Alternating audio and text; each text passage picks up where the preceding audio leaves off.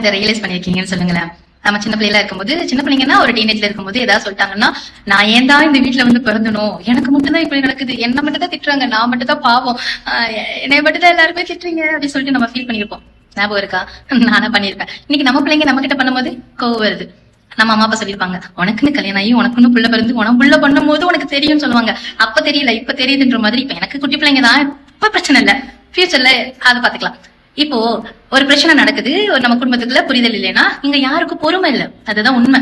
இங்க யாருக்குமே பொறுமை இல்ல. இன்னொன்னு, அப்பெல்லாம் நிறைய தெரிஞ்சுக்கல, இப்ப நிறைய தெரிஞ்சுக்கிற விஷயமா வருது.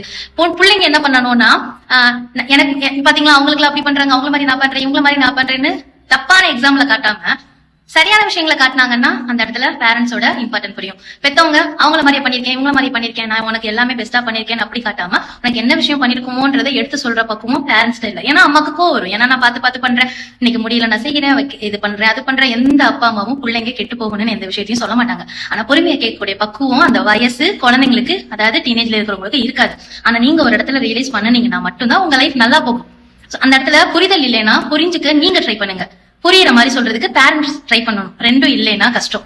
இதுல என்னோட என்ன தெரியுமா பிளே ஆகுது, என் பிள்ளைக்கு எது விஷயம் பிடிச்சா கூட செஞ்சு தரதுக்கு நான் ரெடின்னு சொல்லி பேரண்ட்ஸ் நினைச்சாலும் சுத்தி இருக்கிறவங்க என்ன சொல்லுவாங்க, அவங்க என்ன சொல்லுவாங்க, இவங்க என்ன சொல்லுவாங்க, உலகம் என்ன சொல்லும், ஊர் என்ன சொல்லும். நமக்கு ஒரு கஷ்டம்னா எவனும் வந்து எதுவும் சொல்ல போறது இல்ல, யாரும் எதுவும் பார்க்க போறது இல்ல.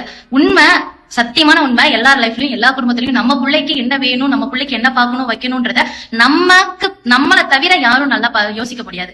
ஆனா சுத்தி இருக்கவங்க என்ன சொல்லுவாங்க, என்ன செய்வாங்க, கஷ்டம்னு சொன்னா கூட வந்து நிக்க மாட்டாங்க. ஆனா யாரையாவது பத்தி பேசணும்னா சூப்பர் ஃபர்ஸ்ட் ஆளா வந்து நிற்பாங்க.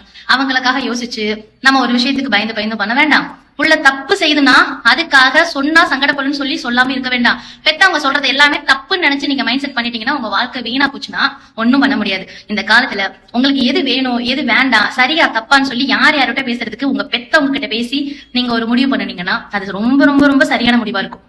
பிள்ளைங்க கிட்ட அம்மாவும் அப்பாவும் பேசுறப்போ பொறுமையா புரிய வச்சு நிதானமா பேசினா அவங்களுக்கும் புரியும். ஏதிரி மாதிரி போட்டு வாழ்க்கையை கெடுத்துட்டோம்னா திரும்பி வராது.